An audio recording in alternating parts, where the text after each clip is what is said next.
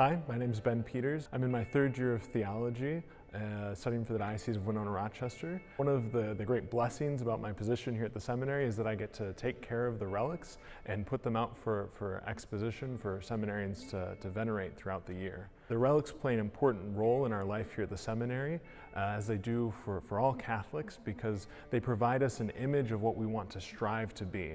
We all want to be saints.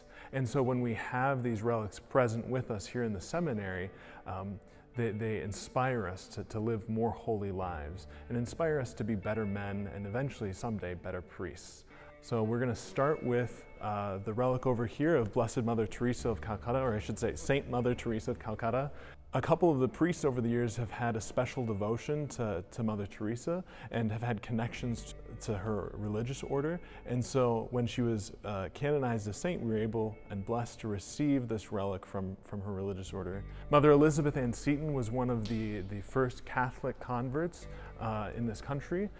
She converted from Episcopalianism, and at a time when that was really frowned upon, she was convinced that she should become Catholic, that she had to become Catholic. And so after that conversion, she founded a religious order of sisters that established the Catholic school system throughout this country. And it's really thanks to her that we have Catholic schools here. Next up, we actually have a relic of St. John Paul II, who is much beloved, I think, by almost every Catholic nowadays, and especially by my brother seminarians. Frequently we'll have guys come over here and just stand in front of the reliquary or to kneel down and say a quick prayer.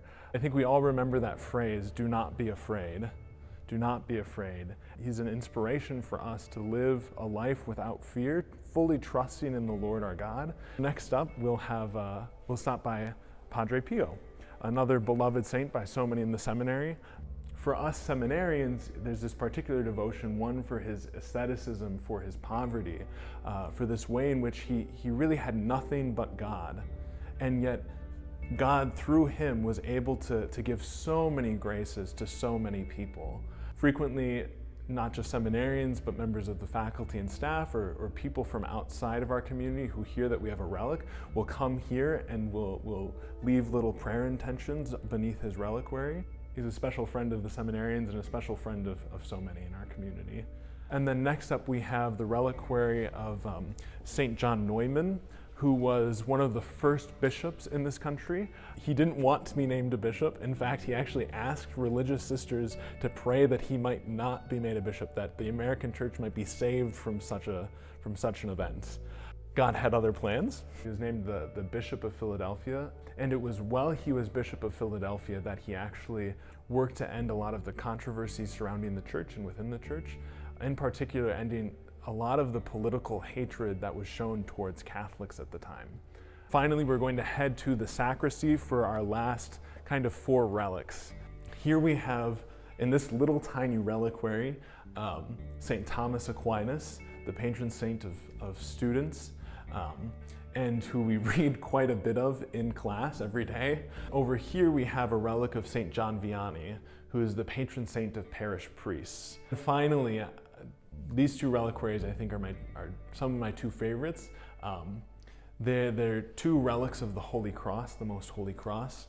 So most people have these questions about relics of the True Cross. How can we be certain that this is actually the relic of the True Cross? And so we can trace it back to actually St. Helena, the mother of St. Constantine, who made a pilgrimage to the Holy Land. She discovered the relic of the True Cross, the wood beams on which Christ died, and she took them back with her to Constantinople. But the largest chunks of them were given to a couple of churches throughout Europe.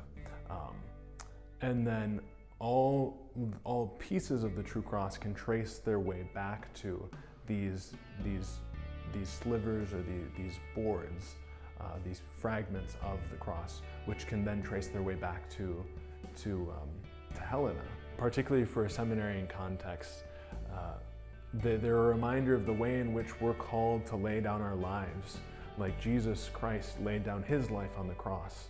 And they're a reminder for how we as men are called to be priests, to sanctify the people who God has entrusted to our care. So one of the cool things about relics is that we can be confident of where they've come from because relics come with two things. First of all, they come with a little sheet which verifies, and it's usually signed by a bishop or a cardinal saying, this is where this came from. I can attest to this, it is firm, it's sure. And the other thing is that on every relic, I wouldn't suggest you do this without permission, but if you open up the back of the case, there's these little bits of red twine with a bit of red wax seal in it. Typically, they'll take the sigil of the bishop and they'll imprint it into the wax.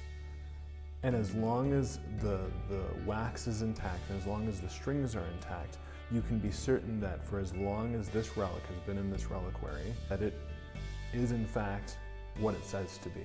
So it's a blessing to have all of these relics, in particular the relics of the Most Holy Cross, here with us in the seminary. And we're thankful for every moment that we get to spend with them and the way in which they inspire us to be good, happy, holy, healthy men and hopefully someday priests.